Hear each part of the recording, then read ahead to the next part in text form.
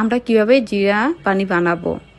তো এখানে 1 চামচ আমরা জিরা গুঁড়াটা দিয়ে দিব, 1/2 চামচ দারুচিনি পাউডার দিয়ে দিব, আর কালি জিরা দিয়ে দিব, আর এখানে আদা নিব। যাদের পিরিয়ডের সমস্যা তারা অবশ্যই কিন্তু কালি জিরা দিয়েই খাবেন, তাহলে আপনারা অনেক ভালো উপকার পাবেন এন্ড পিরিয়ডটাও ক্লিয়ার থাকবে।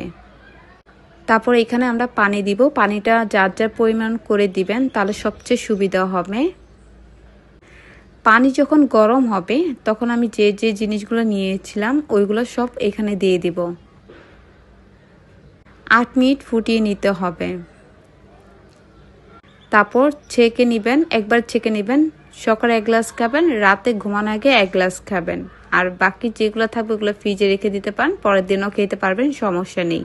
আর আমরা যারা রোজা রাখবো তারা ভোর রাতে একবার খাবো, মানে সেহরি খাবার 30 মিনিট আগে একবার খাবো, আর ঘুমানোর আগে খাবো, মানে রাত 10টার দিকে একবার খাবো। অবশ্যই খাওয়ার সময় লেবুর রস আর চিয়া সিডস অ্যাড করে দিবেন।